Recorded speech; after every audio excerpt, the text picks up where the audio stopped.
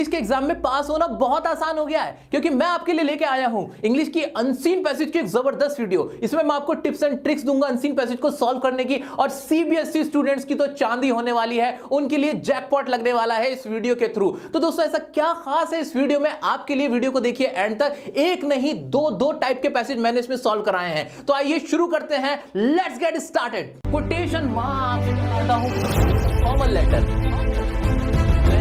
input placing or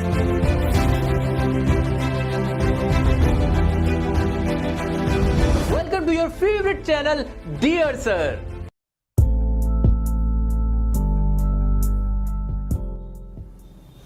पहली बात तो ये जो वीडियो है ना, ये आप सभी के लिए है, चाहे आप एक स्कूल स्टूडेंट हो, कंपैटिटिव स्टूडेंट हो, किसी भी बोर्ड्स के हो। आज मैं आपको बताने जा रहा हूं कैसे अनसीन पैसेज में आप मार्क्स लूट सकते हैं। दोस्तों जितने भी अनसीन पैसेज होते हैं ना, ये बेसिकली दो तरह के होते हैं। एक होता है हमारा ट्रेडिशनल। कौन सा तरीका है हमारा? ट्रेडिशनल। मेरी राइटिंग पे कोई कमेंट नहीं करेगा, I know my writing is not very good. Next है हमारे मॉडर्न। जब मॉडर्न की बात होती है, मॉडर्न का मतलब क्या होता है? क्या होता है मतलब आधुनिक, जो आज के जमाने का, आज के स्टाइल का है, उसे कहते हैं मॉडर्न। तो ये दो तरह के ही हमारे अनसीन पैसेज पूछे जाते हैं, चाहे कोई स्कूल एग्जाम हो, कंपेटिटिव एग्जाम हो, किसी भी बोर्ड का हो, इसी तरह से आपसे पूछे जाते हैं अनसीन पैसेज की अगर मैं बात करूं। ठीक है, आगे बढ़ जाते हैं।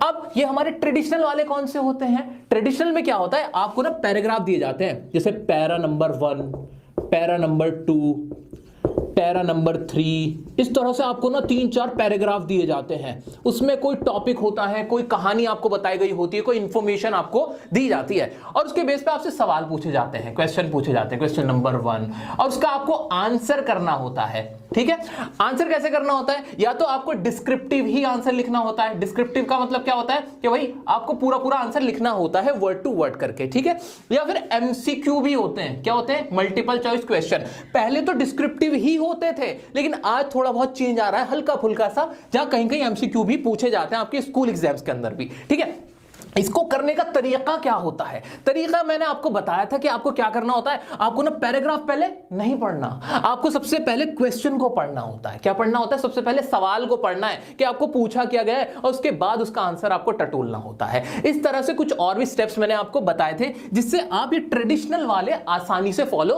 कर सकते हैं, आसानी से इसके आंसर कर सकते हैं और मार्क्स लूट सकते हैं। लेकिन ये बात ना किसको पता चल गई? ये बात सभी बोर्ड्स को पता चल गई, खासतौर से सीबीएसई बोर्ड्स को पता चल गई, क्योंकि ये वीडियो लाखों बच्चों ने देख लिए। अब तक ये वीडियो लाखों बच्चे देख चुके हैं, मार्क्स लूट चुके हैं, कंगाल हो गए बोर्ड्स वाले तो मार्क्स दे के।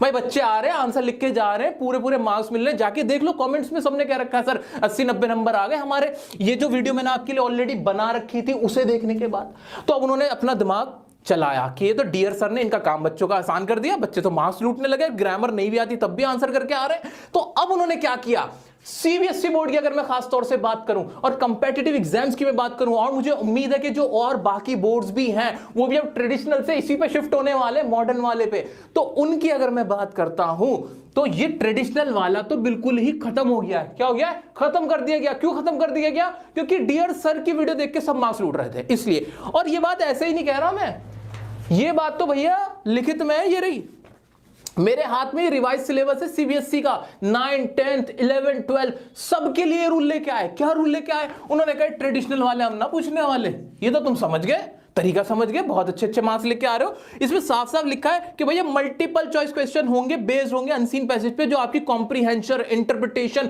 और आपके इन्फ्रेंस के ऊपर होंगे। यानी आपको ऐसे आंसर नहीं मिलेगा जैसे आप पहले ढूंढ लेते थे, यहां से कॉपी करके बिल्कुल डिट्टो आंसर लिख लिया करते थे। आंसर इस पैराग्राफ में छिपे हुए होते थे वर्ड टू वर्ड। अब ऐसा नहीं होने वाला, भूल जाओ, वो गया जमाना। नन्नो सुन लो ध्यान से, अब इस तरह के पैसेज नहीं आने वाले। कहीं एग्जाम में इस तरह से पहुंच जाओ कि आराम से करके आ जाएंगे। अब तो दो धारी तलवार आपके लिए रखी हुई है, या तो कट जाओगे या काट लोगे, समझ लो। ठीक है,